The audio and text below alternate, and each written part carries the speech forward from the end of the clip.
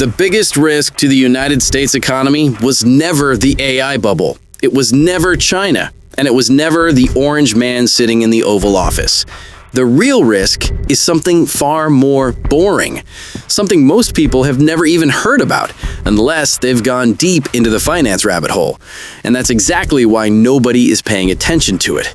Because if you've been asking yourself, why do mortgage rates refuse to fall?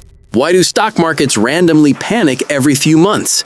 And why does the Federal Reserve talk about cutting rates, yet everything still feels tight? The answer doesn't begin in Washington. It begins in Tokyo, and more specifically, in one of the most boring assets on Earth, Japanese government bonds. Because the country best known for anime, technology, and attracting American weebs has quietly been acting as the duct tape holding the entire global financial system together for the past 30 years. And now, that duct tape is starting to peel off. But to understand why Japan matters so much, we need to rewind back to the early 1990s. Because in 1992, Japan's massive asset bubble burst. Real estate collapsed, stock markets crashed, and Japan entered what is now called the Lost Decades. For nearly 30 years, no real growth, no meaningful inflation, no wage expansion.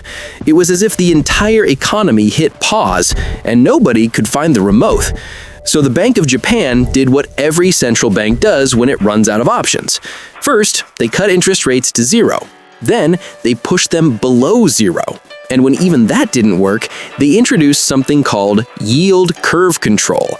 Now, it sounds like a Marvel villain, but all it really means is this. We will force long-term interest rates to stay low no matter what the market wants. They basically superglued interest rates to the floor. And for decades, Japanese government bonds paid almost nothing, 0% returns, which created a massive problem for Japanese investors. Because imagine you're a pension fund, a life insurance company, or a bank, and your safest investment option gives you nothing. You have two choices: accept zero returns or go look for opportunities somewhere else. And Japan chose option number 2. This is where everything changed. Japan went on a multi-decade global shopping spree. They became the largest foreign holder of U.S. treasuries, one of the biggest buyers of mortgage-backed securities, and the world's largest creditor nation. In simple terms, Japan became the world's ATM, but they weren't doing this out of kindness. They were doing it because the math made sense. Let's simplify this with a character. Meet Bob. Bob wants to make money, so here's what he does. He borrows money in Japan in yen at almost 0% interest. Then, he converts that money into US dollars and buys US government bonds yielding 4%. After costs and hedging, he keeps the difference. This strategy became known as the yen carry trade. And it wasn't just Bob doing this. It was hedge funds, banks, institutions, governments, everyone. And when borrowing costs are near zero, people don't just buy safe bonds. They buy tech stocks, real estate, startups, emerging markets. Basically, if it had a pulse and gave a return higher than 0%, it got money.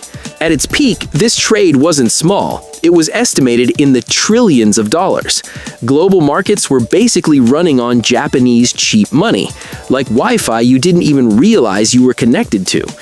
But here's the problem. This entire system depended on one single assumption, that Japanese interest rates would stay near zero forever. And in 2024, that assumption broke. The Bank of Japan ended yield curve control, and for the first time in 17 years, they raised interest rates. Then, they raised them again, and the reaction, immediate. The S&P 500 dropped sharply. Japan's Nikkei fell over 12% in a single day. Global markets started shaking because suddenly the free money wasn't free anymore. Now, two things happened.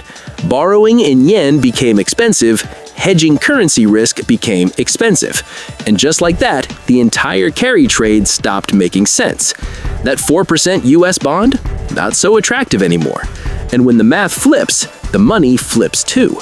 Instead of flowing out of Japan, it starts coming back. This is called repatriation. And this is where things get dangerous. Because the world is realizing something uncomfortable. The cheapest source of global liquidity is no longer cheap. For decades, Japan wasn't just a buyer.